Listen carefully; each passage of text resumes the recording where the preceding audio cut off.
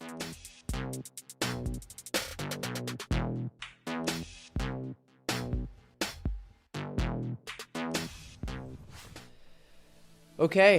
Hey guys, how's everybody doing? The usual, give me just a thumbs up to let me know that you can hear everything and we'll get going. Okay. Cool. We're good to go. Thank you all for joining. Yes, the hoodie's back. Yes, I have no facial hair. That was a mistake on my part. I took my buzzer out. Didn't realize that it was set to nothing. Started shaving a little bit of my face just to give a light trim, and now I have no facial hair. I hate it. So moving on, we'll never talk about it again. Okay, so a lot to discuss.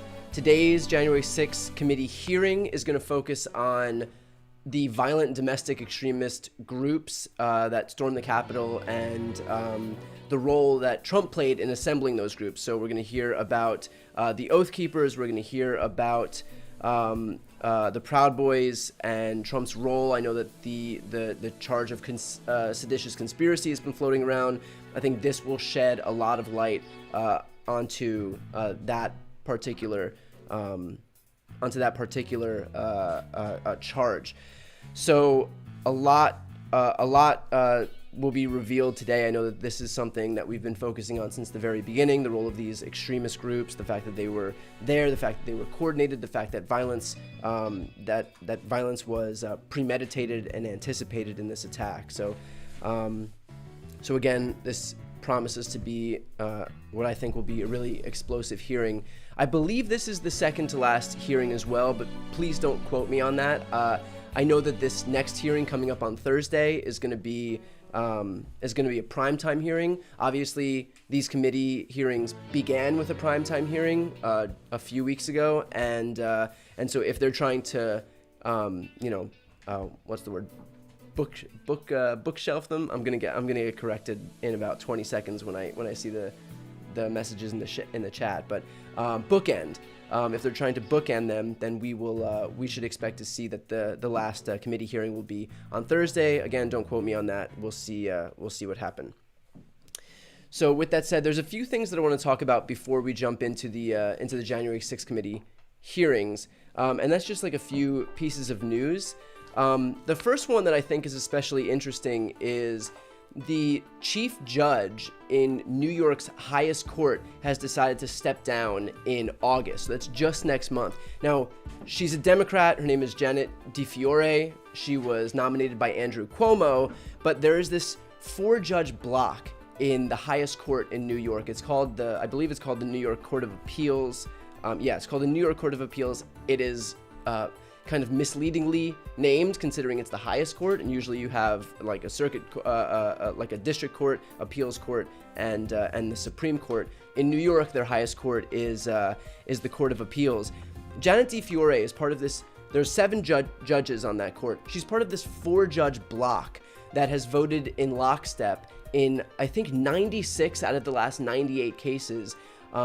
And they have a conservative bend. Obviously, they were nominated by Andrew Cuomo, who is known to have given Republicans a ton of power in the state legislature and brokered a deal between what's called the IDC and the Republicans to basically take power away from Democrats.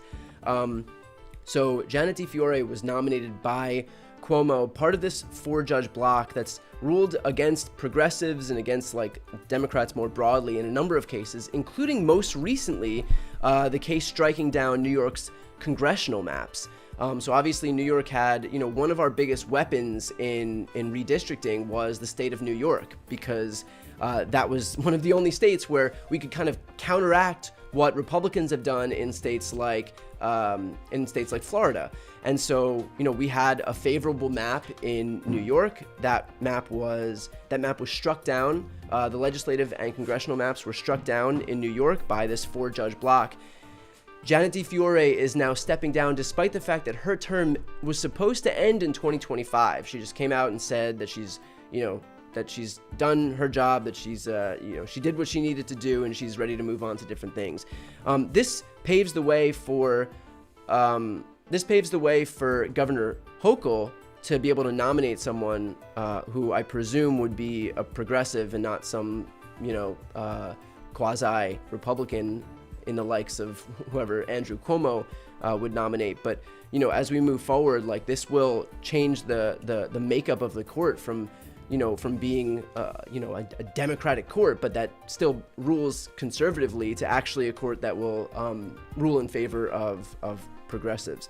So I thought that was something that was interesting. That was something that caught my eye. And I think moving forward, especially as we move into, it's not like it's going to matter for this round of redistricting, but, to have one more court in a state as important as New York is only going to benefit us. So that's that piece of news out of New York that I thought was especially interesting. Now on to, the more January 6th centric stuff. Lindsey Graham has been ordered by a judge to testify for a special grand jury as part of this probe, as part of the January 6th investigation more broadly, but this is in Fulton County. So a lot of people have been, or a lot of legal experts have been saying that Trump's biggest risk is in Fulton County, where he obviously called Georgia's Secretary of State Brad Raffensperger, demanding 11,780 votes to be found miraculously out of nowhere. Lindsey Graham had also thrown his hat into the ring by calling Brad Raffensperger not once but twice, also seeking to do what he can, do his part into helping nudging Brad Raffensperger to find votes that didn't necessarily exist, and questioning the legality, the validity of mail-in ballots. So echoing Trump's exact claims about these mail-in ballots. So Lindsey Graham has been ordered to testify in front of a Fulton County special grand jury on August 2nd. So we should expect that to happen in less than a month now. And it reminds me that Lindsey Graham had come out previously, I think it was like 2 years ago, or no, more than that, 5 years ago, his infamous tweet saying, if we nominate Trump, we'll get destroyed and deserve it. Man, did he call that one. Man, was that prescient, because now Lindsey Graham is appearing before a special grand jury in Fulton County as part of an investigation into Trump trying to overturn the election. And to think that this guy was a moderate, that he was one of the moderates. Like, John McCain dies, and Lindsey Graham goes so far off the rails that he's finding himself testifying in front of a grand jury. Like, dear God, if you needed like one example of just someone who's gone so far off the rails, who drank the Kool-Aid to a degree. And the crazy thing about it is these people should know, because they're not the first person screwed over by being sucked into Trump's orbit. They've seen it happen over and over and over and over again. It's like that meme online where it's like, I didn't think the face-eating leopard would eat my face. Like, these people see Trump screw over every single person who loses their usefulness to him, including Rex Tillerson, there's just nearly everybody that ends up in his orbit. And yet they all continue to grovel at his feet and lay down, let themselves get walked all over by him because they think that they're the special ones. It's like, these are like abuse victims. They think that they're the special ones. It'll never happen to them. Even though it happens to every single other person, it'll never happen to them. And so Lindsey Graham, throws himself down on the floor for Donald Trump, lets himself get walked all over for Donald Trump, and here he is, cut to August 2nd. He's going to be testifying in front of a Fulton County grand jury. So I think if you needed any clearer of a testament to the fact that Lindsey Graham is like the perfect use case for what happens when you get sucked into Trump's orbit, because this guy does not care about you, you just look at Lindsey Graham. Also, some news on the Donald Trump front in terms of people who had been allied with him, who seem to be, losing their zeal for that allyship, is Elon Musk. He ripped into Donald Trump yesterday with a few tweets. He said, quote, "I don't hate the man, but it's time for Trump to hang up his hat and sail into the sunset." And that was after Trump had come out and kind of taken a few shots at Elon Musk as well. So I thought that was especially interesting, just to see Elon Musk come out and to see him come out and take a shot at Trump. But with that said, not entirely surprising, because Elon's come out also and kind of expressed his partiality to Ron DeSantis. So, before you applaud Elon Musk for the bravery that it takes to criticize Donald Trump online, do it, recognize that he's not doing it out of, because he found like some moral compass. He's doing it because he's probably just a DeSantis guy, and there seems to be a fracture within the Republican Party where, you have these people who recognize that Trump has baggage, that Trump is toxic, and that 20 to 30% of Republicans don't want him to be elected the next person. It's going to be difficult for Trump to move forward with the nomination if he's not even able to consolidate. I mean, that's a majority, but if you're losing in the general election, if you're losing 20 to 30% of your own party, it's going to be difficult to have like a path to victory. So there's those people, within the Republican Party who recognize that. And then, of course, you have the Trump cultists. So there is this fracture within the Republican Party. Of course, if you watch any news coverage, that fracture will be covered by saying Dems in disarray. So that's what we can expect from the media on that front. Yes, and for people just joining, I'm wearing a hoodie. I gave up the suit for today. It's too early. I also, for people just joining, and I apologize for the people who were here in the beginning, I accidentally shaved my face. It will never happen again. I can promise you that. And it was an accident.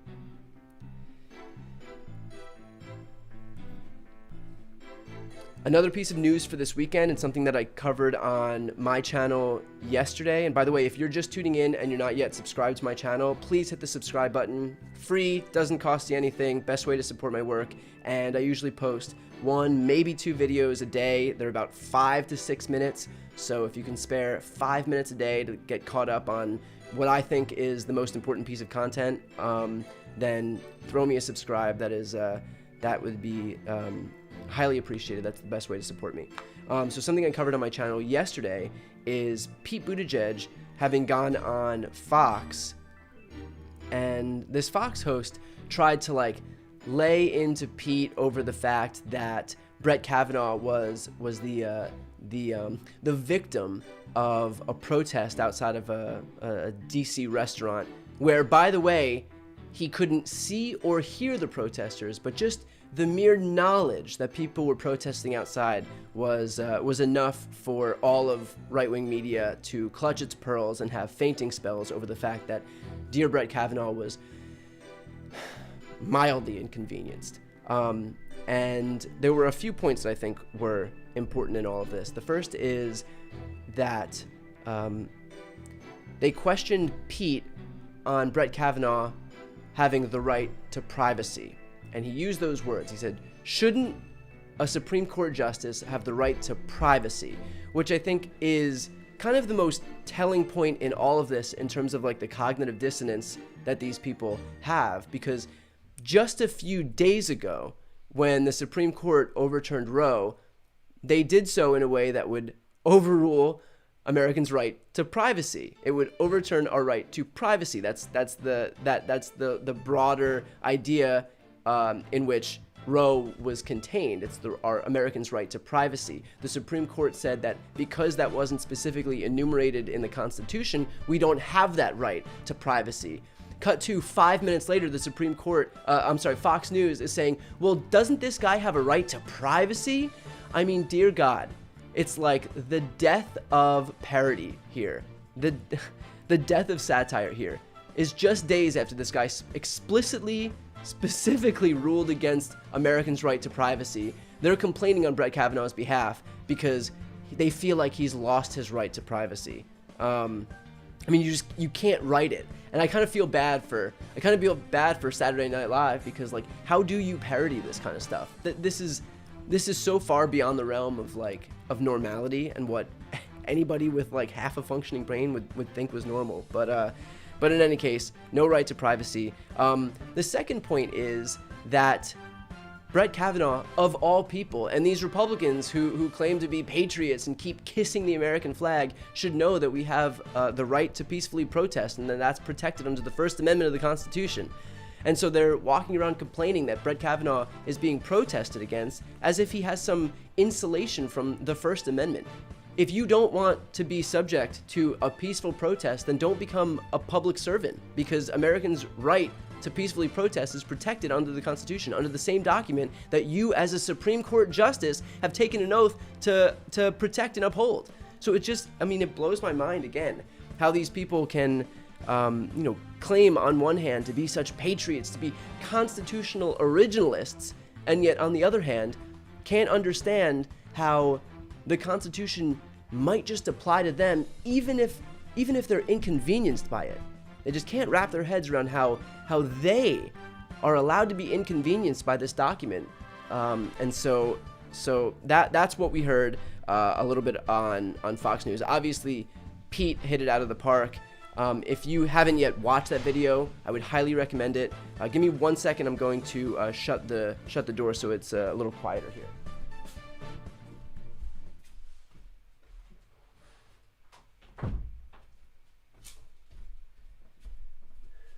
Okay.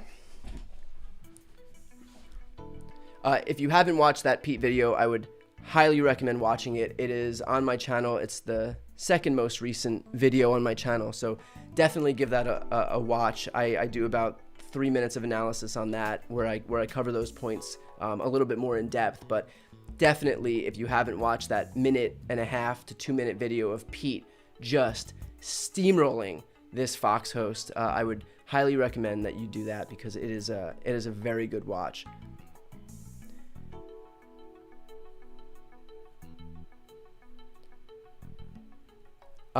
Also, something that happened at the end of last week that I think is definitely worth bringing up is White House counsel Pat Cipollone, who was counsel under Trump, quote, corroborated almost everything that we've learned in the previous hearings, and that was Jamie Raskin who came out and said that. I believe that Pat Cipollone had sat down for roughly 7 hours with the January 6th committee. There were reporters,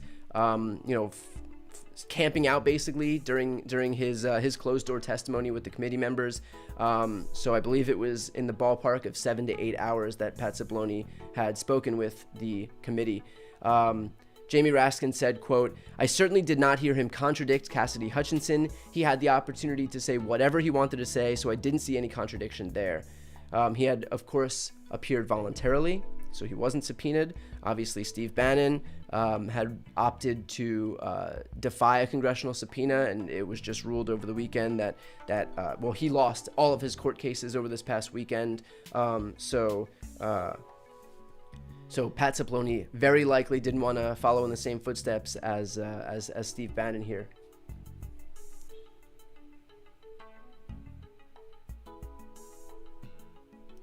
And by the way, if you want to throw some questions in the chat, I can opt to answer those questions here, because I'm just going on about what I think is are the main news stories. So if you have any questions, definitely throw them in the chat, and I'll try to answer those.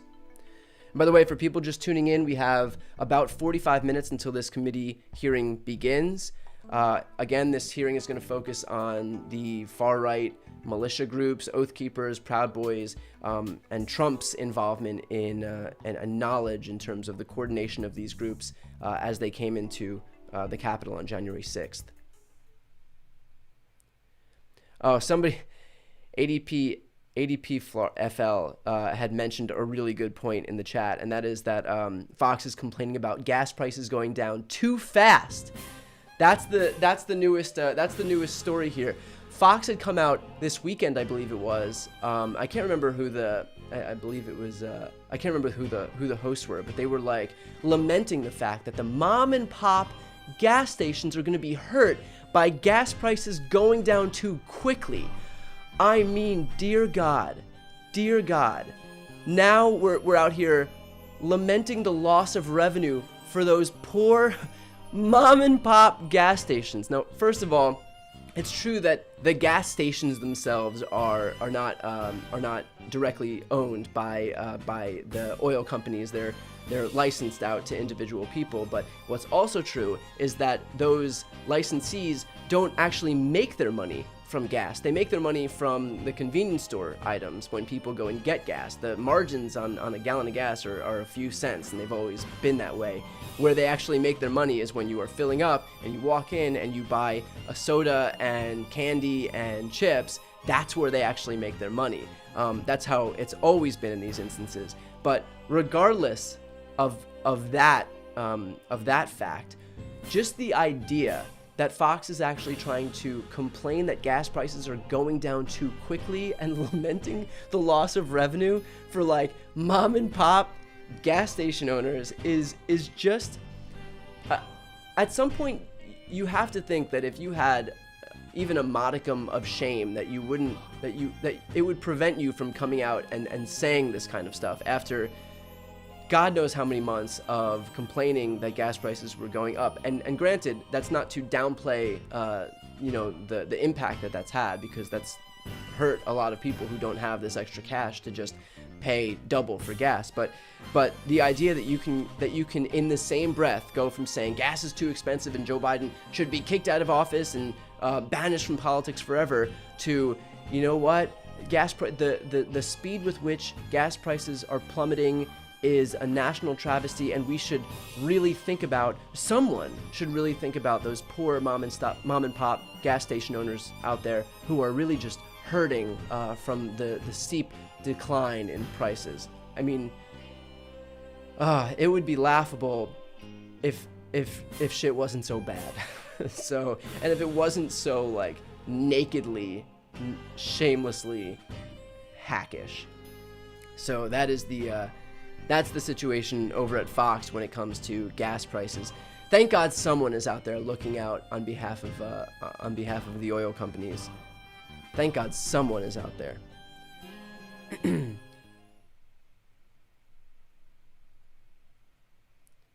When will the January 6th committee focus on the MyPillow guy? You know, I don't think necessarily that the January 6th committee is going to focus on the MyPillow guy, because they've tried to keep this as high level as possible. And when you have actors like Mike Lindell, like Sidney Powell, I don't think you need, as the January 6th committee, to bring that circus atmosphere into these hearings, because these people are doing serious work and they're interviewing people who actually have influence and kind of are purposefully not clowns like the Mike Lindells and the Sidney Powells.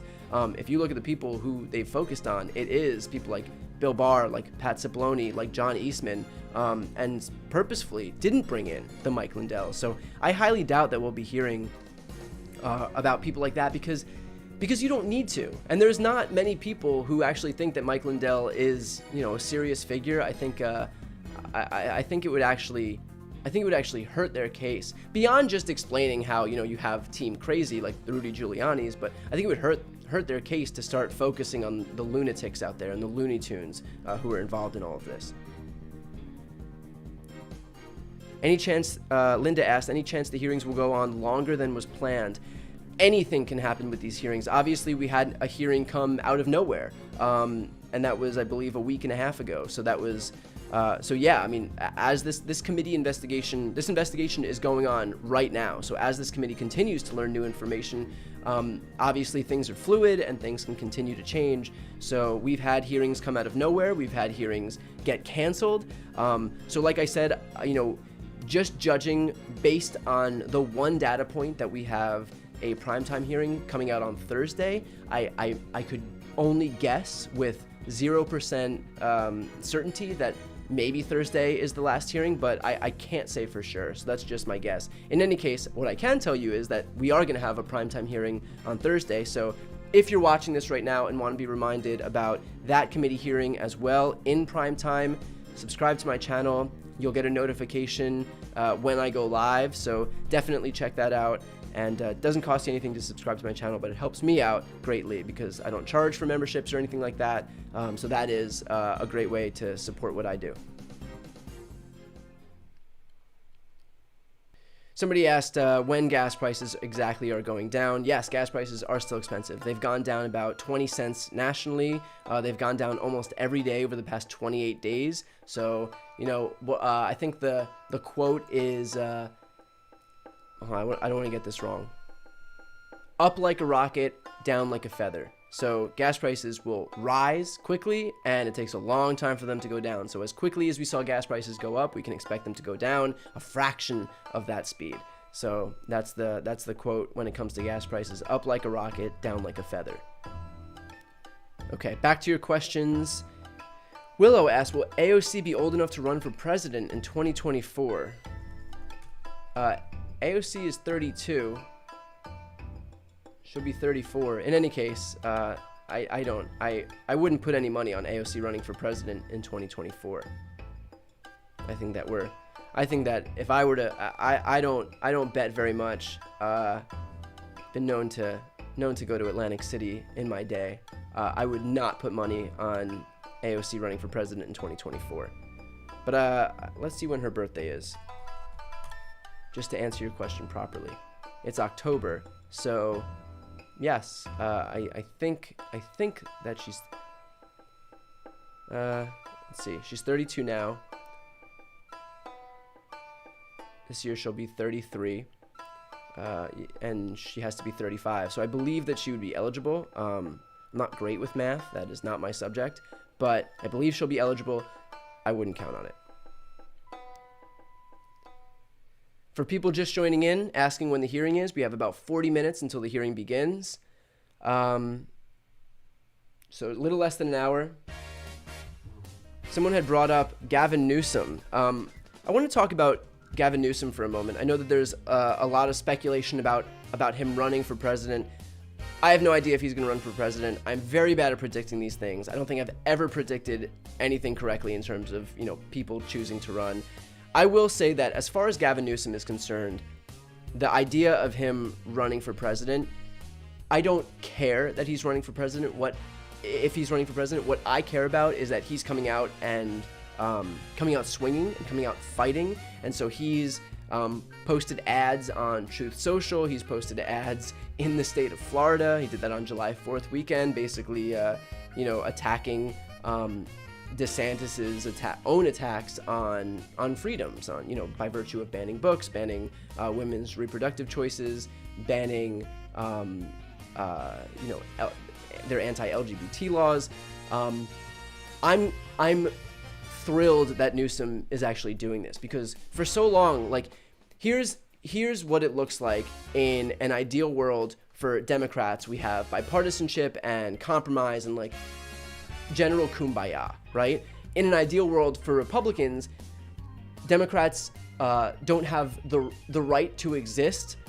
They don't have the inherent right to win elections. All precedent, laws, constitutionality is just completely thrown by the wayside in their desperate and unyielding pursuit of power. That's the asymmetry at play here. And so, the idea that we just have to constantly accept that because Democrats are the only ones defending for some reason that defending democracy turned into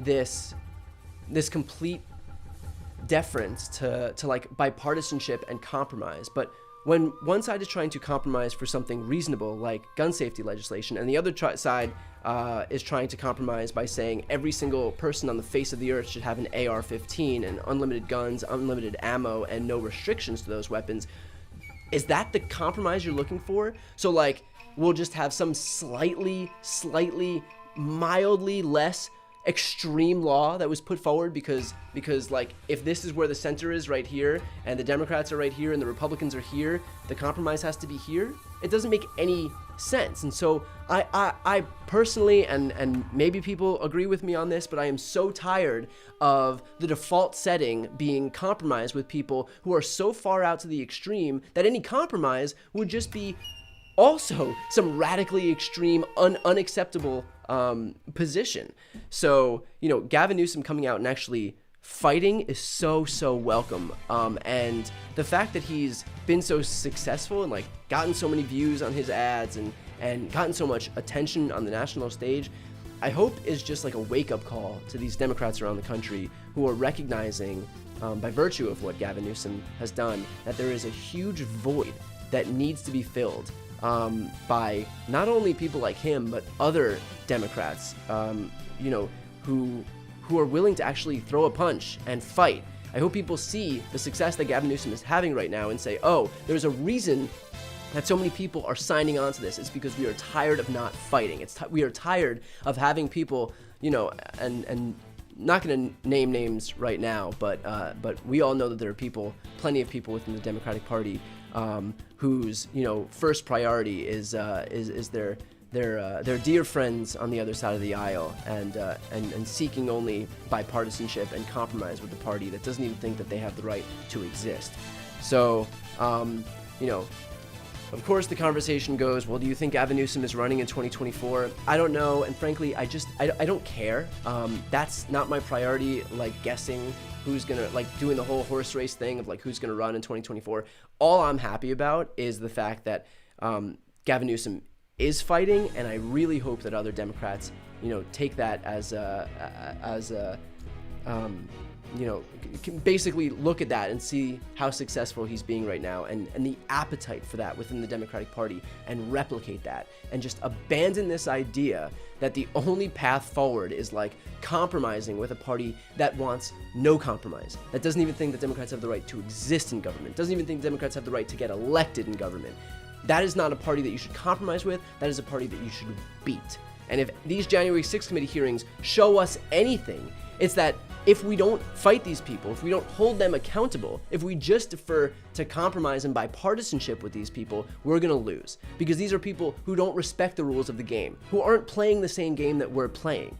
And so you can't compromise with people who don't even think that rules exist, because they're never going to follow those rules. They are only useful insofar as they are useful in that moment. And so they'll take any compromise now when Democrats are in power, because they'll be like, oh, well, if you want to compromise with us and give up the power that you have, sure, we'll take it. But the second that they're in power, do you really think that Mitch McConnell and Donald Trump's Republican Party are going to be like, okay, how can we make this palatable for everyone? How can we make sure that everyone's happy here? Where can we compromise with you guys? It's never going to happen.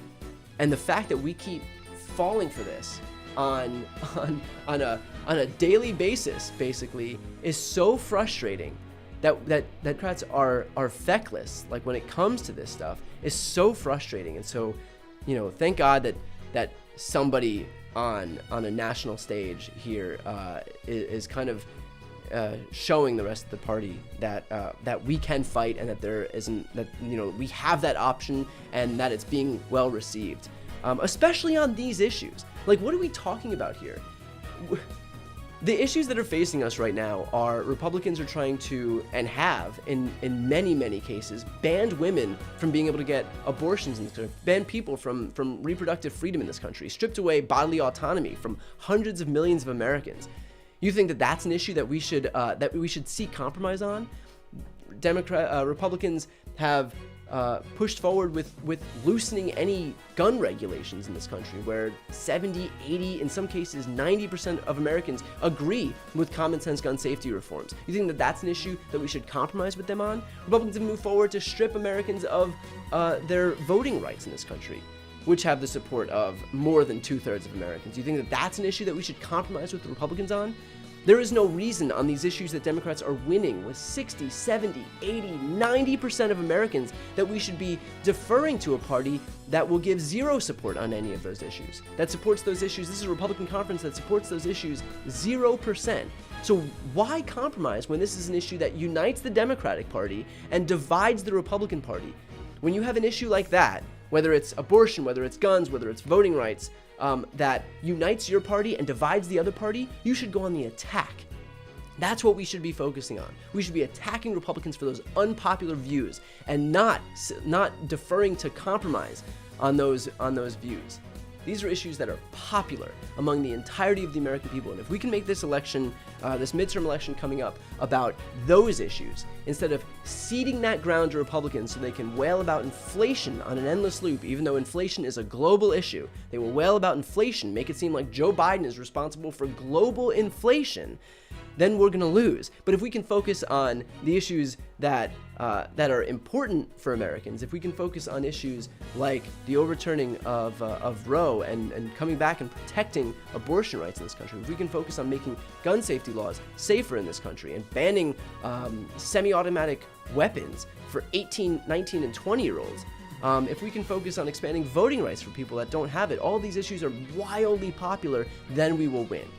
Just like what happened in 2018 when Democrats controlled the narrative. We had the ACA fight. Republicans tried to strip Americans of their strip 20 million Americans of the ACA, of the Affordable Care Act, by overturning it.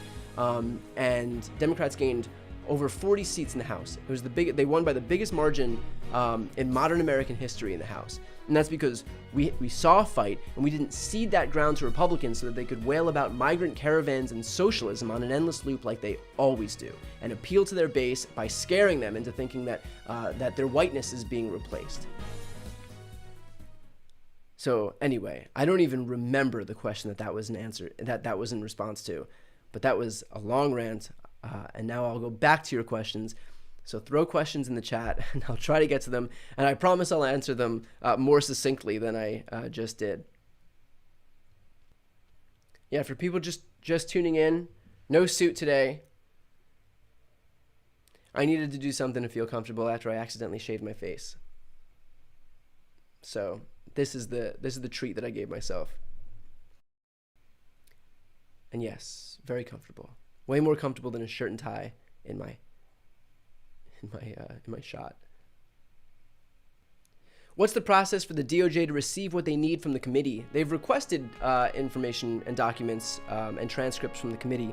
I'm not from the January 6th committee. I'm not sure exactly when they give them, when they're going to give them over, but they just request that information, and the committee, when on their timeline, are handing that information over. I'm not sure what's been handed over. Obviously, we'll never know what's been handed over because the DOJ isn't going to share any of this stuff. But I think one major benefit to having this January 6th committee hearing is, first of all, it's that we can find out all this stuff, because this would be happening behind closed doors. We wouldn't know any of this.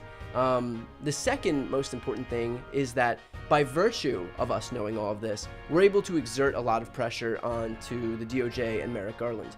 When you have the entire country, basically, who's well aware of, what's going on, of the fact that Donald Trump knew what he was doing was based on a lie, that he knew there was no fraud because he was told there was no fraud by White House counsel, by Bill Barr, by even Ivanka Trump admitted that there was no fraud. Just the fact that we all know this, that he moved forward with corrupt intent, that he knowingly lied to the American people about there being non-existent fraud, that he sought to defraud the American people, and he sought to obstruct a congressional proceeding. And what we'll learn today, especially with regard to these militia groups and whether or not Trump had any prior knowledge of these groups coming, and also whether he was involved at all in the planning as far as these groups were concerned. So just by virtue of us knowing all of that, we can exert a lot of pressure when the whole country knows you've committed a crime and the reasons behind you committing those crimes, and the fact that you had criminal intent, that exerts a lot of pressure onto the DOJ. In my interview with Glenn Kirshner, he said that pressure like that bursts pipes. So we're able to exert a lot of this pressure onto the DOJ. Don't think that they don't feel it, and that's the importance of this committee. So I don't know exactly the timeline for them giving over that information, but they are working in tandem. Stand by. I think there may have been a delay. I'm finding out right now. Not today's hearing. Today's hearing is on the same time. The same time. It's starting in less than 30 minutes. It's starting in about 25 minutes. It seems like Thursday's hearing may have been delayed. In any case, we'll focus on. I'll get all the information. We'll have that information soon. But today's hearing is still happening in just about 20 minutes or so. So if you're watching right now, stick around. No delay in this hearing. Someone asked if Trump's crimes this time will just fade away like the two impeachments. I don't think so, because if you have to remember that those impeachments were in front of political groups of people. It's up to Congress, which is an inherently political body, to decide whether you're impeached or not and whether you're convicted or not. You're relying on people whose only allegiance is to their political party, even though it shouldn't be. It should be to the country and the Constitution and their oath of office. But their only allegiance is to political party. You're relying on them to be some neutral arbiters of justice, and they're not. They are inherently not. In fact, they're the most political people there is, the most political people in the country. They have the most vested interest in protecting their political party, because that's where they derive their own power from. This isn't the same, because yes, you have this January 6th committee that has no ability to indict, but they're working, like I said, hand in glove with the DOJ, which does have the ability to hand down indictments. And also, between the January 6th committee and the DOJ, they have been able to prove beyond what I think is a reasonable doubt Trump's culpability in all of this. Again, the DOJ's job is going to be to prove that Trump knew what he was doing was based on a lie, and yet sought to knowingly defraud the American people and help obstruct a congressional proceeding, and do so with criminal intent, with corrupt intent. They've proven that, because he knew what he was doing, again, was based on a lie. He knew that there was no fraud in this election because he was told by people like Bill Barr, by the White House counsel. Even his daughter admitted it, and yet he moved forward with the big lie anyway, despite having been told, despite knowing the truth about that stuff. He knew that there was no path to victory in the election. Again, he was told this by all of his senior advisors, by his then Attorney General, by his daughter, by White House counsel, and yet moved forward with these incitements to violence anyway. We also know that he tried to allow people who had weapons on January 6th to bypass the MAGs, to come in, and then he tried to march with them to validate a literal insurrection led by Donald Trump to the U.S. Capitol. He did all of this knowing the truth, and yet sought to purposefully lie to these people so that he could continue to perpetuate the big lie, and so that he could knowingly defraud those people, to have them do his bidding, and stage a coup attempt at the U.S. Capitol. So they've done that 10 times over. So I don't think that this crime will just fade away like the two impeachments. Now you're dealing with the DOJ and not an inherently political body. Question from Mad. Can term limits be instituted on the Supreme Court justices? What would that take? That would take an act of Congress, but we have the filibuster in place right now, so we need to expand our Senate majority by 2 people, and then they can make new rules. They could pass new laws. So that's why it's so important in these upcoming elections, especially for you people watching if you live in Pennsylvania, Michigan, Wisconsin, Ohio, Florida, Georgia, Arizona, Nevada. It's like, usually it's 25 to 30% of people watching these videos within the U.S. Are watching from one of those states. If you live in any of those states, it is so important to make sure that you vote, because we have to hold the House and we have to hold our senators right now, who are especially the vulnerable ones in New Hampshire, Nevada, Arizona, and Georgia, and we have to flip at least 2 seats to nullify the objections of Joe Manchin and Kyrsten Sinema. I know that there's been people who are pissed off at Biden for not being able to turn Joe Manchin and Kyrsten Sinema. I understand that. I don't know that there's anything that Joe Biden could do to change the mind of somebody like Joe Manchin, who lives in a state that Donald Trump won by like 30 net points, who only gets more popular the more he defies the Democratic Party. There's only so much you can do short of chopping his arms off and you pretending to be his arms and signing any legislation that there is. But like, does that mean that Biden shouldn't continue to exert pressure? He could possibly. It could also push Manchin and Sinema farther away, and where to the point where they dig in their heels even further. It's an impossible situation. The answer here, and we can argue about it until the sun goes down. You know, it's hard to prove a counterfactual. Like, there's no way really for us to know one way or the other. The guaranteed solution is to elect 2 more Democratic senators so that we don't have to worry about trying to pressure Joe Manchin and Kyrsten Sinema. That is the number one solely useful solution here. And we have states like Wisconsin where Ron Johnson's completely underwater. We have states like Pennsylvania where it's going to be an open seat. And you have someone like John Fetterman running against Dr. Oz, who doesn't even live in that state. He's worth $100 million. You know, the similarities to Donald Trump are endless. And that doesn't exactly bode well in a state like Pennsylvania. But if you live in one of those states, it's especially important that you have a plan to vote, because, you know, this election is going to be so instrumental in terms of any reforms. And God knows if you've watched any of my videos, I have been harping on expanding the Supreme Court for months, because even if we're able to hold the House, expand our Senate majority by 2 seats, eliminate the filibuster, pass something like the Women's Health Protection Act, when that is inevitably challenged, the Supreme Court would love nothing more than to strike it down, because this Supreme Court will twist itself into pretzels to achieve their political ends. And their political ends are making sure that abortion is illegal in this country in any and all circumstances. And they don't care about precedent. They don't care about the constitutionality of laws. They don't care about what Supreme Court justices before them have said. They don't even care about what they themselves said in their own confirmation hearings. They will twist themselves into pretzels because they are completely unaccountable. This is a broken system. The only way to fix it is to rebalance this court, because this court is not just calling balls and strikes. They're not neutral arbiters of justice. They're not just interpreting the Constitution, you know, the black and white words of the Constitution. They are political operatives, just like any other political operative.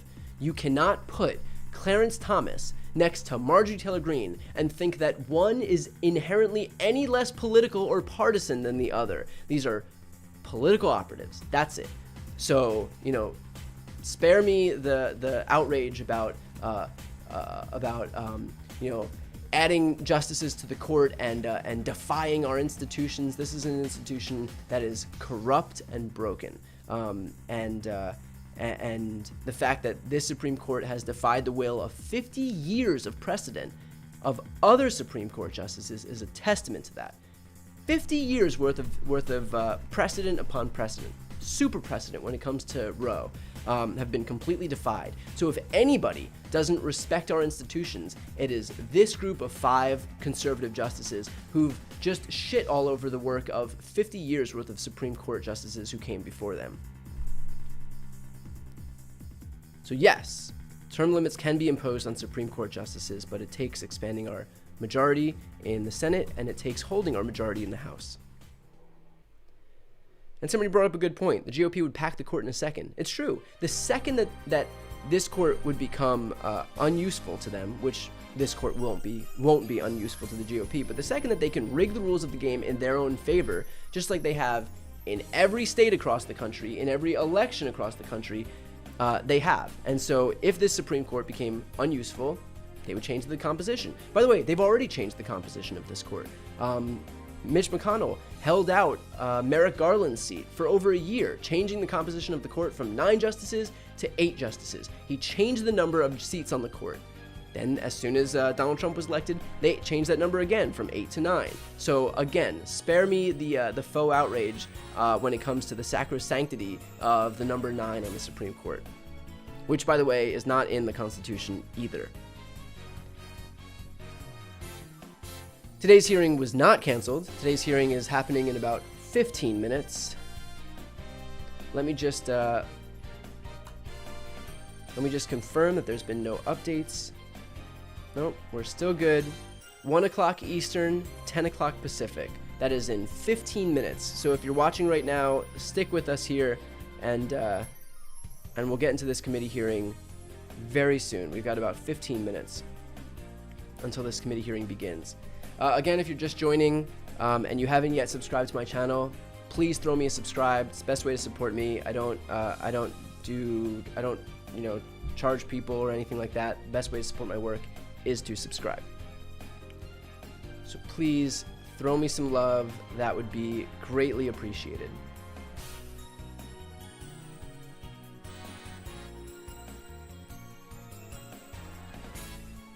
Bart had asked, should Biden open up the presidential run by stepping aside in case the midterms save or even extend the current majority in both the House and the Senate?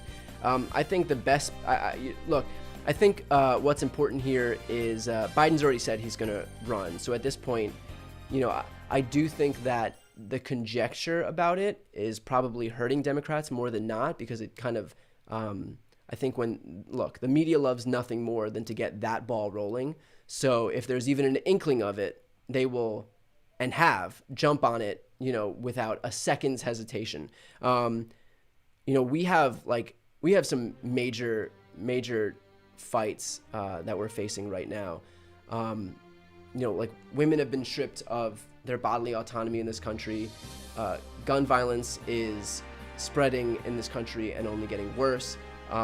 People have been stripped of their voting rights in this country. I think that we have to focus on the fights in front of us, because the way that the media works is as soon as there is an opening for them to do horse race politics and do Dems in disarray, they'll take it.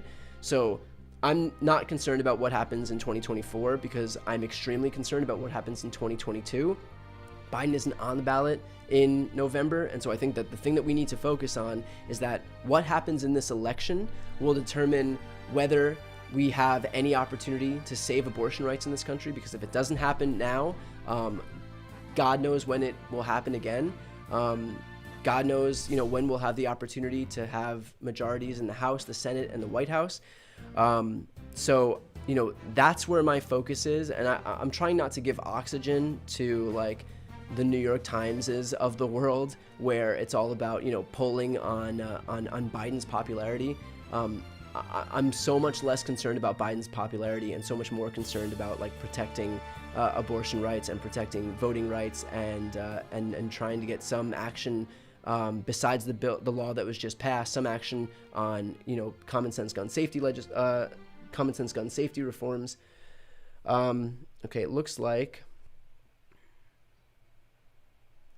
the committee hearing is beginning, or the feed has begun. So again, we're about 12 minutes away from this committee starting. So anyway, those are my thoughts on the whole Biden thing.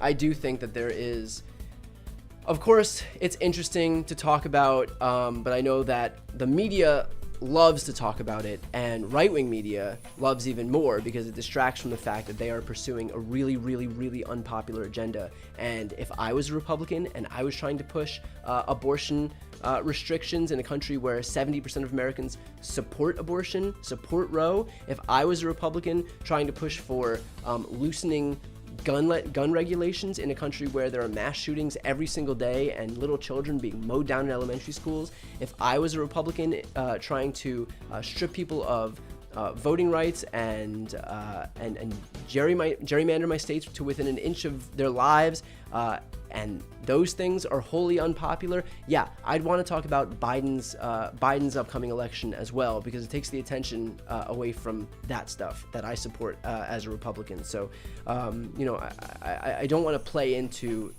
their hands and kind of do their work for them. I know that Republicans have plenty of people willing to do their work for them. I'm looking to just kind of keep my eye on the ball here and focus on the things that I think are important and the things that are at stake in this upcoming election.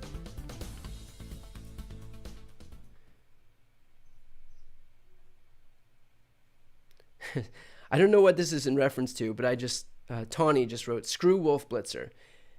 Yeah.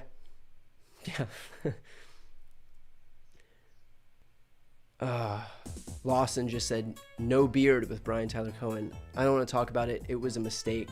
It was actually a mistake. I pulled out my buzzer to just trim my beard, and my buzzer was all the way down to 1. I shaved off a bunch of hair, and I was like, well, guess I'm buzzing the rest of it. So I'm just waiting on this stuff to grow back. Not happy about it. Okay, we're about 10 minutes away, less than 10 minutes away from this hearing beginning. So if you're just tuning in, stick around. We have just a few minutes until this committee hearing begins.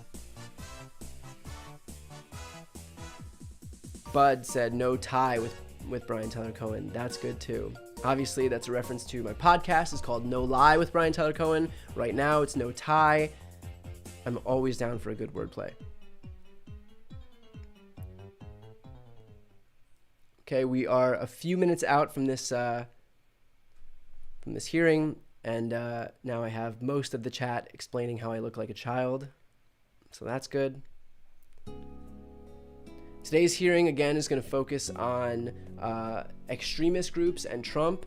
We're expected to hear about the connections that Donald Trump had and his allies had with these far-right groups, including the Proud Boys and the Oath Keepers. Today's hearing is going to be run by Jamie Raskin, who I've had on my channel in interviews a number of times. I believe I've interviewed Jamie like 4 times so far. He is as good as it gets in terms of Democrats that we have fighting for us. So Jamie Raskin will be running this hearing. Obviously, Jamie Raskin also ran the last impeachment hearing, and he did so at a time just a few days after he'd lost his son, after his son had taken his life. So, Jamie has like gone through more than any human being should ever have to go through, and he's done it with grace and passion. So, very excited to see what the congressman does today. Okay, we are a few minutes away. Someone said, no BS, beard or suit. It's funny, but I hate this. I hate that I've done this to myself. Okay, just over 5 minutes away from this committee beginning. Again, going to focus on violent extremist groups. We've focused on John Eastman in these past hearings. We focused on the vice president in these past hearings, former vice president in these past hearings. Focused on poll workers who were duly attacked by Trump and his mob in these hearings, like Shay Moss and Lady Ruby. We focused on White House counsel like Hirschman, on Bill Barr. We've even heard from Ivanka Trump in her deposition and Jared Kushner. Again, like the through line in all of this has been that Trump was made well aware of the fact that his claims of fraud were lies, and yet he continued to spout them anyway. He was made well aware of the fact that that he had no path to victory in this election, and yet pretended like he did anyway, because he was moving forward with corrupt intent, with criminal intent, only seeking to defraud the people who trusted him. So I'm sure we'll see more of that as they continue to build this case and make it impossible for the DOJ really to refuse to indict Donald Trump. I now have people explaining all of the ways in which they've accidentally shaved things off of their face. Somebody just said that they've accidentally shaved their eyebrow off, which I actually did when I was a kid. I'm not even kidding. That is something that I did when I was a kid. I remember playing in the bathroom on my parents' counter. I picked up a razor and didn't know what it did and shaved one eyebrow off. That was fun. Love going to school with one eyebrow. Love going to elementary school with one eyebrow. Kids are very give you a lot of grace. They very forgiving when you have one eyebrow. Trust me.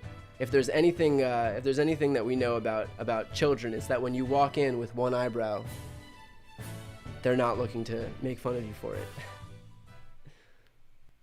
One story that I wanted to bring up, and then we'll get into these hearings in a couple minutes, is that there's a pregnant woman who was given a ticket for being in the high occupancy vehicle lane in Texas, and she claimed, this story went super viral, but she claimed that she shouldn't get a ticket because if Texas is going to say that a fetus is a person and legislate that way and try to strip women of their rights to to have autonomy over their own bodies, then she shouldn't be able to get it. She shouldn't be given a ticket. They can't have it both ways. That you can't say that a fetus is a person when it suits you, but then a fetus isn't a person when it doesn't suit you. So that's one example here of kind of a creative way that they can fight back. This was in the Dallas Morning News. Again, the title of that headline of that article is "Pregnant Woman Says Her Fetus Should Count as a Passenger in HOV Lanes." That's high occupancy vehicle. She got a ticket. The overturning of Roe v. Wade ruling has one driver questioning high occupancy vehicle laws requiring 2 passengers in a car. Again, this is because Republicans are contending that a fetus is a person. So in theory, you would have 2 people in that car, so you can't ticket someone for being pregnant with 2 people in a high occupancy vehicle lane. I don't know how I feel about that, because I feel like if Democrats are like, yeah, it's got to be 2 people, now you can't give tickets, the Republicans will be like, okay, fine. Pregnant women can just drive in the high occupancy vehicle lane, no problem. If that's the concession we have to make, go for it. So I'm kind of hesitant to to celebrate that. I know a lot of people were celebrating that, and I get that it's a creative solution, but it just seems like cold comfort to celebrate something like that. I think what our priority should actually be is just focusing on expanding our majority so that we can protect abortion rights. Is there any worry that the Texas case will lead to an actual personhood law and make it more difficult to codify Roe? Yes, absolutely. That is the end goal. I've spoken to a law professor in Michigan on my podcast, which, by the way, if you do listen to podcasts and you're looking for one, I do once a week, about 30 to 40 minutes. It's called No Lie with Tyler Cohen. It's everywhere you listen to podcasts. I spoke with a law professor named Leah Lippman, and she explained that not only would the Supreme Court strike down a law like the Women's Health Protection Act, which would codify Roe, but they would do so on this idea of fetal personhood, and so they're conferred the same rights as people, and so in theory you wouldn't be able to pass a law protecting abortion rights because it would impinge on someone's personhood, infringe on someone's personhood rather. So yes, I do think that this case could lead to a personhood law, which is why it is so important that we move quickly to elect a pro-choice majority and a filibuster-proof majority in Congress right now while we have the presidency, and expand the court so that we could actually pass laws insulated from these conservative justices to protect a woman's right to an abortion.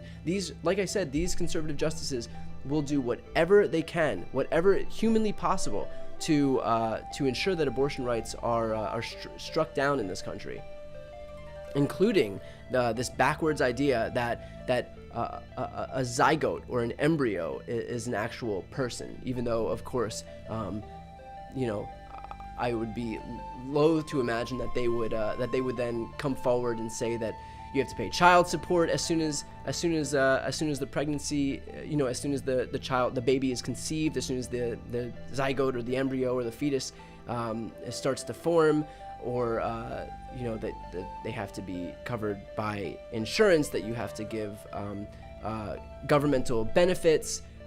So anyway, opens up a whole can of worms. They don't care about any of that. Their only goal, without even looking one step in the future, is just to kind of impose their theocratic religious views on everyone else, without any regard to how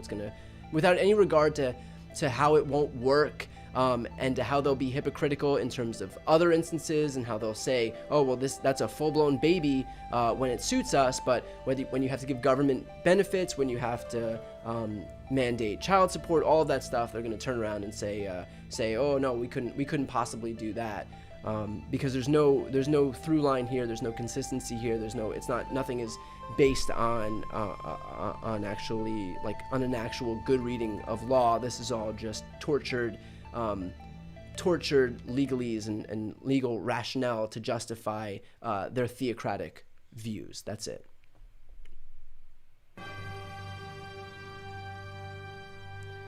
Okay, it is 10 o'clock Pacific, 1 o'clock Eastern. This committee hearing should begin any second now. So I'm going to start listening.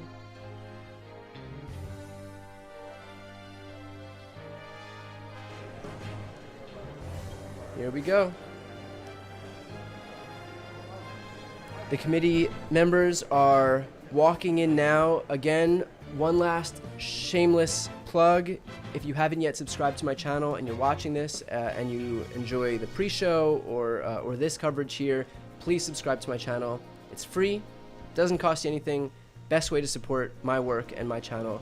And you can see interviews with people like Jamie Raskin and breaking news videos every single day. It's only on average about 5-6 minutes a day. So definitely subscribe if you haven't yet subscribed. I'd really appreciate it.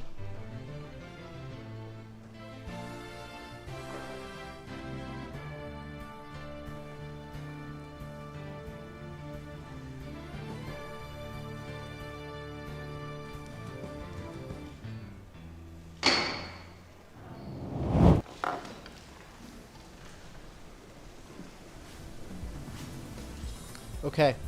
So we have a 10-minute break here. I'm going to go through some of what we just learned.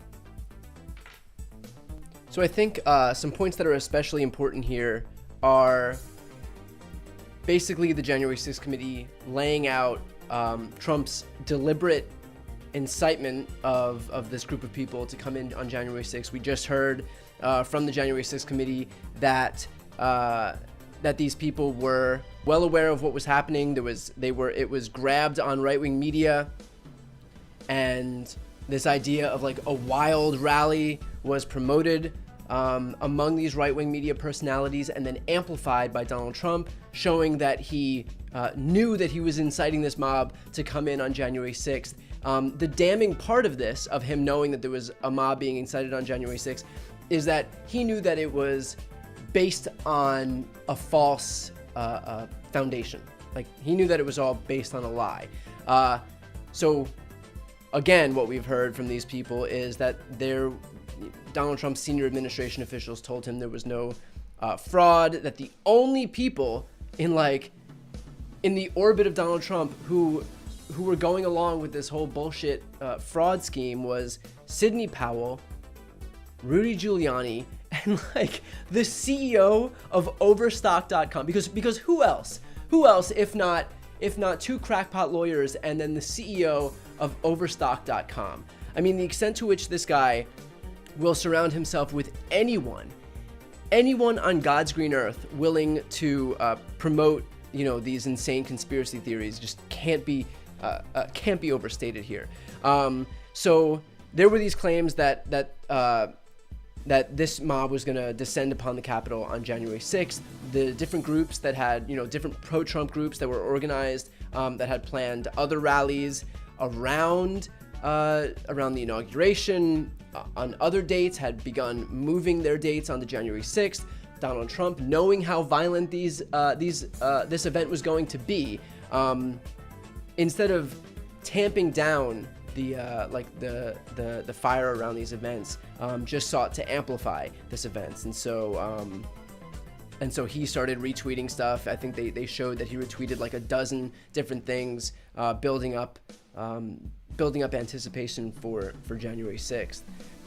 So again, we'll hear from in the next half of this hearing. We're going to hear more about the far right nationalist militia groups, the Oath Keepers, the Proud Boys, and this will be especially important because it'll show the extent to which Donald Trump was either aware of, or became aware of, or had previously known about the violence that was planned on January 6th. Even we had previous testimony from Mark Meadows saying that that it was that they expected some degree of violence, and instead of pushing people away from an event like that, Donald Trump was seeking to only amplify that event as much as he could with all of his different social media platforms and whatnot, and bringing people in like Giuliani and Sidney Powell and this Overstock.com guy, and heeding only their counsel as they sought to be yes men for him and perpetuate this whole scheme, this whole conspiracy theory or idea that he was able to continue pursuing this whole big lie, incitement to violence, election subversion scheme. So we only have a few minutes until this committee's back on. I would just recommend staying put here because there's a lot more that we're still going to find out, especially as we get into the specifics about the Oath Keepers, the Proud Boys, and these far-right militia groups that we've begun to hear from. I should ask too, for those just joining or who've been watching this stream, if you enjoy this stream and my commentary in these break moments or leading up to or following the hearings here, if you could please subscribe. That is the best way to support me and this channel. I won't ask you to join or do memberships or anything like that. The best way to support my work is to just hit the subscribe button. So if you could do that, I would appreciate it. I think it also helps if you like the stream too, because it helps engagement. I don't know. If you want to like it, that'd be cool too. But my priority is if you haven't subscribed. This way you can be notified the next time for the next hearing. I think it's important when they show these people like Hirschman. Here was one quote that I wrote down from Hirschman that I thought was especially telling. I think that this was the most damning quote that we've heard thus far, and that is when Sidney Powell was in the office with Donald Trump, and I believe they said like the upper oval or whatever it was called. When Sidney Powell, Rudy Giuliani, and the Overstock.com CEO, because who else would be in a meeting with the President of the United States seeking to overturn an election? When Hirschman asked, "What fraud? Where's the evidence? Show me any evidence of this fraud that you keep predicating your entire election theft idea on." And Hirschman said to Sidney Powell, like, "What evidence?" And she was like, "Oh, I can't believe you would say that. How dare you?" And he was like, "Where's the evidence?" And Sidney Powell goes, "Well, they weren't able to show it because the judges were corrupt." And then Hirschman said, quote, every single case that you've done in the country that you've lost, even the ones we appointed." And that really is like the whole ball game here, because they lost more than 60 cases. They won one case. The Trump team won one case where they shortened a cure deadline in Pennsylvania from 9 to 6 days. Had no impact on the outcome of the election. Shortening a cure deadline by 3 days. That's it. Otherwise, they lost, I think, 64 court cases. I know the January 6th committee is saying roughly 60 or 61. There were 64 or 65 court cases. In any case, there's a lot. And they lost all but one of them, the last one having no impact on the outcome of the election. And yet, when you ask any of these people for evidence of the fraud that they're claiming to have changed the outcome of the election results, they're claiming every single judge was corrupt. Every single judge in the United States of America. Even the judges that Donald Trump himself appointed. I think this case went in front of 8 or 9 Trump-appointed judges, including 3 on the Supreme Court. None of them voted in the Trump team's favor in any of those cases. So at some point it becomes more about just feeding the conspiracy for the sake of the conspiracy, because if you actually have a legitimate grievance and you bring it in front of the judge and it's litigated and you've had your chance to plead your case and you lose, well, then you've done it. You've done the thing. And it's about that outcome, and like you've gotten closure on that issue because you finally were able to air your grievances and plead your case and litigate it, and you'll either win or lose. But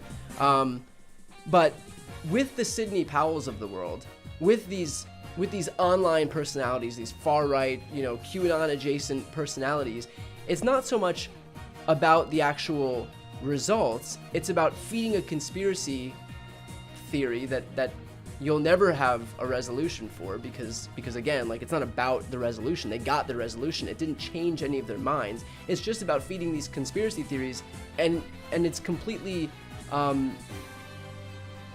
not impacted by any of the facts. So they got the facts, but that had no material impact on their outlook on any of this stuff. It's just about conspiracy theories for them. I know the witnesses have just come and sat down, so I expect this committee hearing will start in just a quick moment. So I'm going to go back to split screen here. Tolkien fan, 1972. It's a religion. It's based on faith, not facts. Facts played no part in this. That's absolutely right. It's just based on the conclusion that they're in search of evidence for. They've already made their minds up. It's that there was fraud in the election and that Donald Trump was the rightful winner. And so they went the avenue of the courts, but it wasn't actually about the courts because the courts already told them one thing. And we're moments away from resumption. So, this entire scheme by these by the team crazy of the Trump folks was solely about just proving their predetermined conclusion by whatever means possible. And if it didn't work in the courts, then they're going to completely disregard the word of the courts because it's not actually about any of those facts. I mean, they laid out their cases. They tried to prove fraud. And in some cases, even Giuliani himself said that it wasn't about proving fraud. So he'll say one thing in public where, the election was tainted because there was so much fraud, I can barely contain myself. He'll go into a courtroom where he's under oath and where his law license is at risk, and he'll say something completely different, which is, this isn't actually about fraud here. We're just seeking to remedy one small element of what we're trying to prove, whatever it was. But in any case, it just shows that, it shows the dichotomy between what they were willing to say in public and what they were willing to say in a courtroom when their own legal, when their own law licenses were on the line. But it also goes to show the fact that, like I said before, this wasn't a fact-finding mission for the Trump team. It's just that they were brainwashed into thinking definitively that the election was stolen from Donald Trump, and so whatever they could do to prove that theory that was already determined by them, then that's the avenue they're going to take. If anything doesn't comport with that predetermined conclusion, they're going to ignore it. So it looks like we have members of, I believe it's a far-right militia group. I mean, look at him. I would assume, not to generalize or anything here, but so this should be starting any minute now. This should be interesting. Definitely looking forward to hearing from these guys. So I believe we're going to hear from these two witnesses. I believe one is a former Oath Keeper, and another is Stephen Ayers, who is one of the insurrectionists who is going to testify that Trump directly caused or incited them to show up and commit the acts that were committed on January 6th. So this should definitely be interesting. I like that the camera on the feed, on the C-SPAN feed, zoomed in on the tattoos on his hands. I think it's funny too that as these guys are sitting here, obviously their testimony is going to be pretty damn interesting.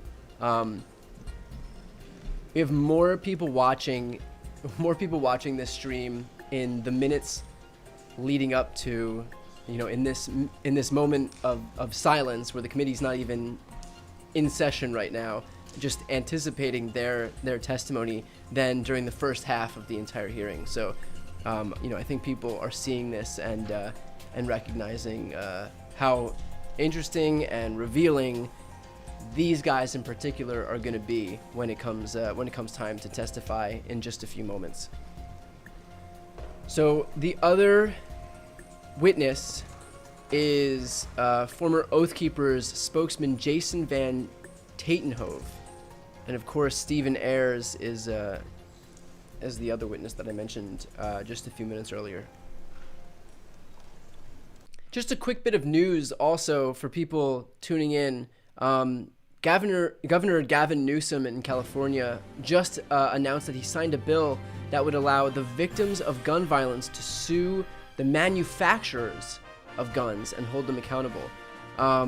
So I believe that's the only state in the country where that's a law now. He had come out and tweeted, "Gun manufacturers and distributors have been shielded from the mass destruction they caused for too long. Today, California changes that. I just signed a bill that would allow victims of gun violence to sue the makers of these deadly weapons and hold them accountable." So that's a really big move out of California. Just figured, this just came out while these committee hearings were happening. So I think it's definitely worth bringing up and highlighting. And I know that's going to have a really good reception, and I hope that other Democrats around the country are going to see that reception and, kind of see the attention that Newsom is getting by virtue of taking on these fights head on and replicate that.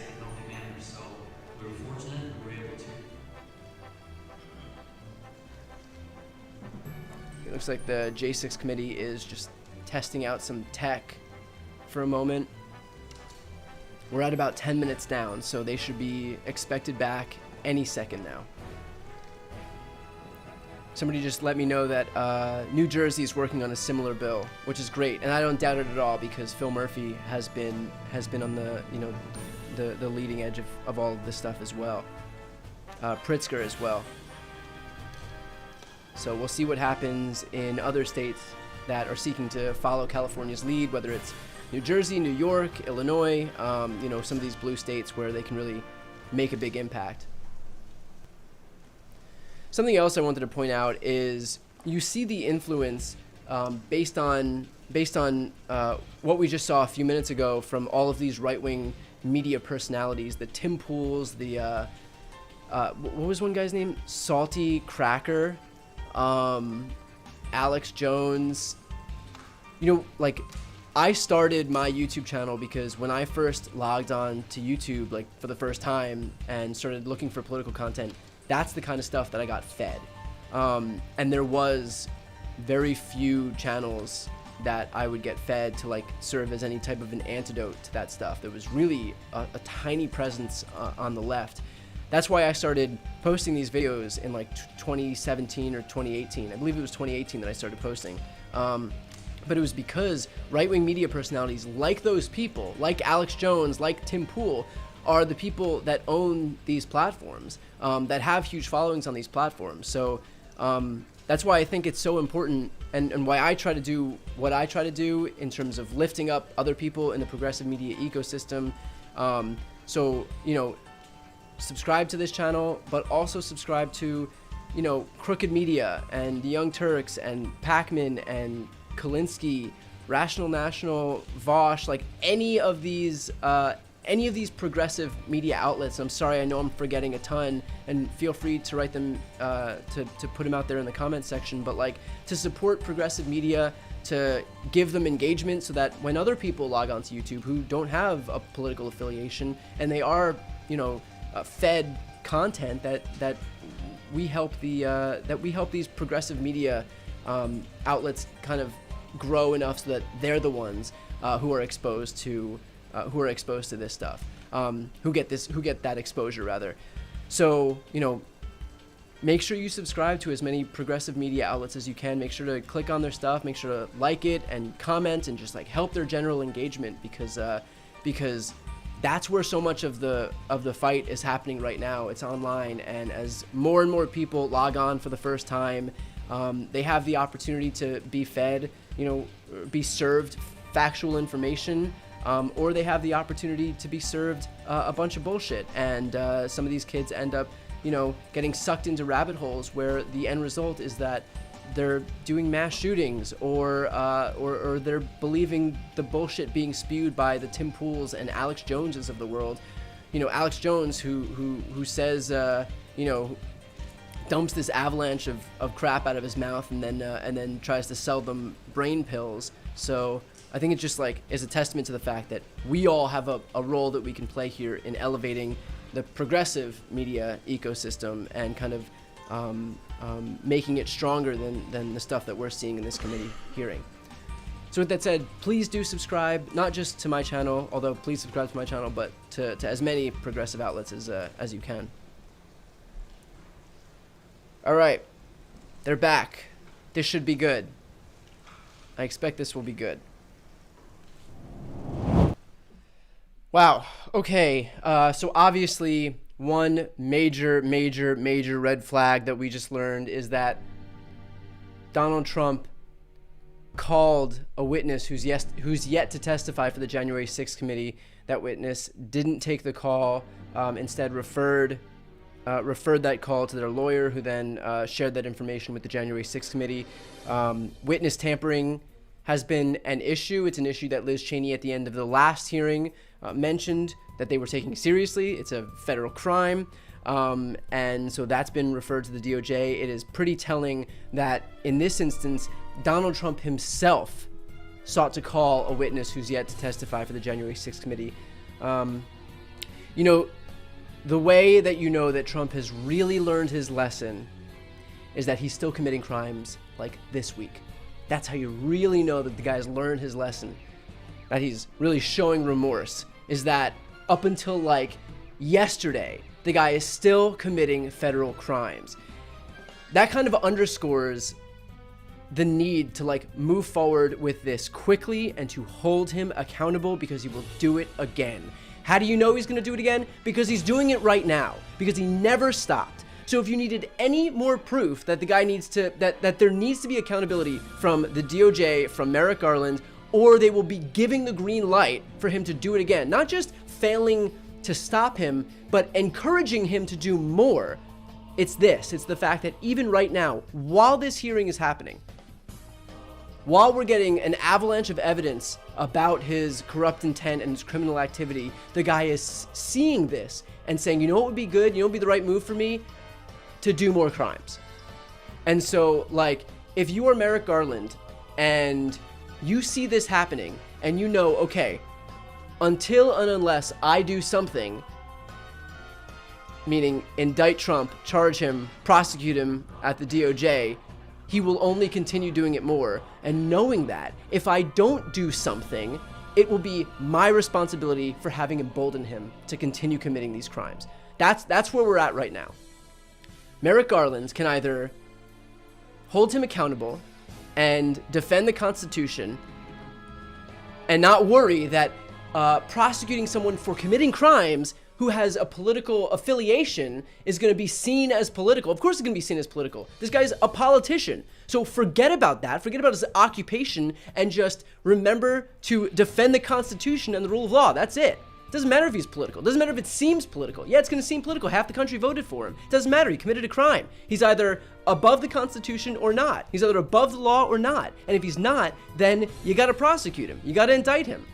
But if you see that, if you're Merrick Garland and you see that it's up to you to stop him, or he's going to take that as tacit permission to keep doing it, then you got to do something about it. Otherwise, it's not just his fault, it's yours too.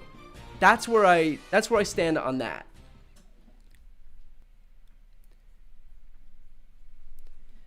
So in these hearings, so we're going to get one more hearing so far, or thus far. We know that there's another committee hearing that's happening on Thursday. I believe the Thursday hearing is going to be prime time. So again, if you're watching this right now and you enjoy my commentary, both on these live streams and in my regular videos, subscribe to this channel. That's the best way to both support me and to catch these subsequent live streams as they happen. But what we've learned from these live streams so far is the different ways in which Trump was involved in corrupting different people. So we found out during these committee hearings how he was involved in trying to corrupt Mike Pence so that he could refuse to certify the electoral votes, and he obviously used John Eastman as some like whack job lawyer to bring forward some blatantly unconstitutional scheme to refuse to certify the electoral votes. In Congress, that was the John Eastman scheme and he himself said that it wouldn't pass muster in the Supreme Court. John Eastman himself brought forward this plan to Donald Trump, and Trump latched on like, well, I'll save the analogy, latched on, and even John Eastman testified for the January 6th committee that, or there was testimony that he said during the January 6th committee depositions that he had said this wouldn't pass muster in the Supreme Court. The Supreme Court would never uphold this thing that I'm pushing for and that Donald Trump has latched onto. Trump tried to corrupt the DOJ into doing his bidding, even though the DOJ said that they investigated all of these bullshit claims of fraud that they had no basis for. He tried to corrupt state legislators and legislatures. He brought officials in from these states, including guys like Rusty Bowers, and he sought to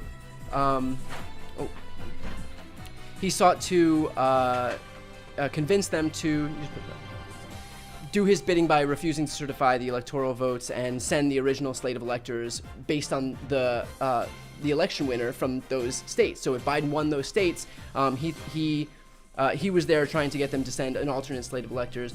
Also, we obviously know that Trump summoned a mob to D.C., and knowing that mob was armed, tried to get them to come in anyway, tried to get them to remove the mag so that they wouldn't know who was armed and who wasn't, and he directed them to the U.S. Capitol, and he tried to march with them to the U.S. Capitol. And obviously we heard in that pretty explosive last-minute hearing that Trump himself tried to, lunge for a steering wheel and get to the Capitol himself. But, that aside, I think the important part is you have a president who's trying to validate a violent insurrection with people who he knew was armed and still move forward with it anyway. So, that's what we've heard from these last few hearings. Obviously, this one, we know his involvement in terms of inciting people to come to Washington, D.C. We have people like this spokesman from the Oath Keepers who was pretty clear about what Trump's involvement was and what the Oath Keepers' goal was more broadly. And they'll parade themselves around like as if they're some defenders of the Constitution. But what their spokesman said in this hearing, I think one of the most telling quotes is, quote, "I think we need to stop mincing words. It was going to be an armed revolution. This could have been the spark that started a civil war." This was the former spokesman for the Oath Keepers. That is what they were trying to do. And this wasn't any secret for any of these people, like Donald Trump, who knew exactly what they were there for. The idea that the Oath Keepers were there as some like defenders of the Constitution is so nakedly false and so blatantly transparent. The idea that Donald Trump as the president of the United States wouldn't have known that is laughable. These people knew exactly what they're doing, and they knew the means with which they were going to do it, meaning by using violence as a tool to achieve their political ends. And so, between what Jason Van Tatenhove said and what we heard in the last hearing as well about Trump trying to get these people who were knowingly armed, the Secret Service knew these people were armed, to try to remove the mag so that those people could come in as part of their march to the Capitol. I think what the picture that's been built is that Donald Trump knew full well that this was a dangerous mob of people, an armed mob of people, and sought to not only allow these people to be there, encourage them to be there, but validate this insurrection by virtue of not only allowing them, but marching alongside them. And it was only thanks to the actions of a few people who outright refused, based on this testimony in the last few hearings, who refused to allow him to go to the Capitol because they knew his legal exposure would be through the roof.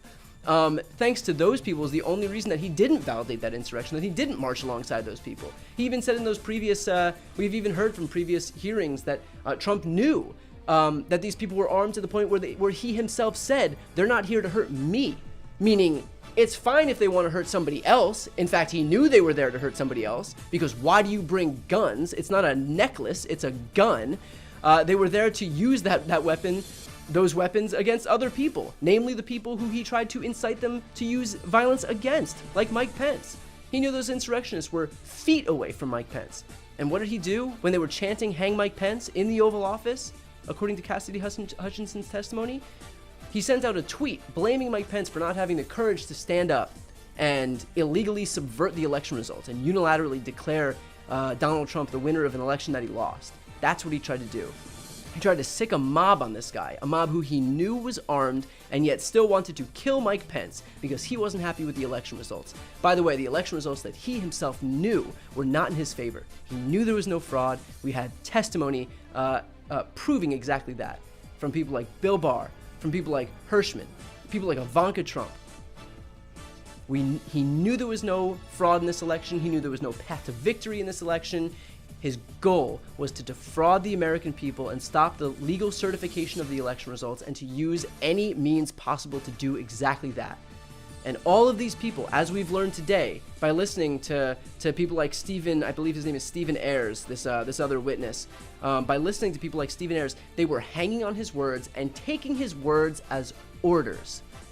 So when he told them to show up to the Capitol on January 6th on Twitter, when he retweeted a bunch of calls to arms for these people on Twitter and all the different social media sites, these people who hung on his words and who believed him, misguidedly, but who believed him, showed up at his bidding to do what he told them to do. He even said, had Trump done his video telling us to go home earlier, I'd have not gone into the Capitol. Because they were hanging on his words, they were following his orders. His orders, by the way, which were knowingly predicated on a lie. He knew the truth, lied to these people to defraud them, to commit crimes. He lied to incite an insurrection at the U.S. Capitol. Every single time we have one of these hearings, we get more proof that that's exactly what he was trying to do. We've gotten it from every angle. We've got it from the DOJ angle, from the Mike Pence angle, from the John Eastman angle, from the Cassidy Hutchinson angle, from the state legislature angle, from the Oath Keepers angle, from the Trump supporter angle. The last one that we'll hear from is probably from Donald Trump himself. So we'll hear about what he's done himself, and I'm sure that this next hearing for the January 6th committee on, I believe, Thursday, is going to give us a lot of insight into what that is. There's a reason that it's a primetime hearing. So again, if you want to follow along with me as we listen to that hearing, as we watch that hearing, subscribe to this channel, and this way you'll be notified when I go live for that primetime hearing. What I believe is this Thursday. Of course, we'll get timing and all that stuff can change, but that's going to be a pretty explosive day of testimony and information as well. So we'll see what happens at this point. Obviously, the DOJ is moving forward, in conjunction with this January 6th committee hearing. They're sharing information. I don't know the extent to which they're doing all of that sharing right now, but it's good that the January 6th committee is doing this in public and ramping up the pressure on the DOJ to do something right now. And again, I said this 10 minutes ago when I started this wrap up, and I'm going to say it again now. Knowing that Trump is still, to this day, committing crimes by trying to contact witnesses before they've spoken to the January 6th committee to influence what they say, knowing that he's still committing these crimes, knowing that there is nothing that will stop him from committing crimes, the only course of action here is for Merrick Garland and the DOJ to indict him. If they don't get to act surprised when he continues committing crimes, because they had the opportunity. This is like a mini red flag law happening right now. Like we can use the example of a red flag law right now. This guy has committed crimes before. He's committed crimes in the lead up to the election. He's committed crimes in the post-election period. He committed crimes on January 6th, and he's committing crimes right now by trying to contact witnesses and influence their testimonies. If any gun seller tried to sell that guy a gun, a red flag law would be able to stop that. So knowing what he's done, if Merrick Garland looks at this and decides not to indict Donald Trump, that is blood on his hands, because we know what he's capable of doing, because he's doing it right now. So, again, the importance of this committee, ramping up pressure on the DOJ can't be overstated, but, at this point, I don't know what the DOJ is doing. I hope they are looking at this and moving as quickly as I hope they're moving. Obviously, we have no insight into that. That's the beauty of having the January 6th committee, is because we would have no insight into any DOJ stuff without the January 6th committee. So thank God we do have these hearings, and thank you all for watching and listening, because this is the kind of, this many people tuning in and staying on top of this stuff is what creates that pressure for the DOJ. So with that said, I think I'll leave it there. As soon as I have more information, I think I'm hearing now that there's no hearing this Thursday. Okay. So thank you for telling me. Okay, no hearing. Okay, so it was never announced, but it was planned. Thursday's primetime hearing. It's looking like that's not going to happen right now. That's fine, doesn't mean anything. They've been shuffling these hearings all the time. They know what they're doing. I have no doubt that why they're moving this hearing is for a good reason. this upcoming hearing, when it does happen, is going to focus on the 187 minutes that the U.S. Capitol was under siege and what Trump was doing, or not doing, as the January 6th insurrection was unfolding. They're calling his conduct a dereliction of duty. So again, for people still watching, we will have this last hearing. It will likely be a primetime hearing. I don't have the date yet. If I had to guess, they probably had somebody come forward with information that they want to incorporate, and they want to have enough time to be able to incorporate it. That's it. I wouldn't look too deep into that. January 6th committee, like I said, knows what it's doing. When they have a hearing that needs to be aired, they've done it last minute, and that hearing was explosive. I believe that was the Cassidy Hutchinson hearing. When they have hearings that they need to move, it's for good reason. These people know what they're doing. And with that said, too, I should just note that Stephanie Murphy and Jamie Raskin crushed it. Obviously, I could listen to Jamie Raskin speak all day long. I'll have him on my channel as well. So again, if you're not subscribed, I'm going to have him on for an interview soon. I've interviewed Jamie, I think, 4 times now, and he's always pretty amazing to listen to. So with that said, just throw a subscribe so that you will be able to catch the next hearing, whenever that is. And we'll watch that last one together. I believe it's going to be the last one, but in any case, thank you so much for watching. I know you have a ton of places that you can watch these hearings, and you can watch it on TV. You can watch it on the regular feeds, PBS, C-SPAN, so I appreciate you tuning into this one, and I hope the commentary was okay. And next time you see me, I will hopefully have more facial hair. Everybody, if you're shaving, make sure that your buzzer is not too close, otherwise you will end up accidentally shaving all of your facial hair off. I'll leave it there. Thank you guys, and talk to you next time.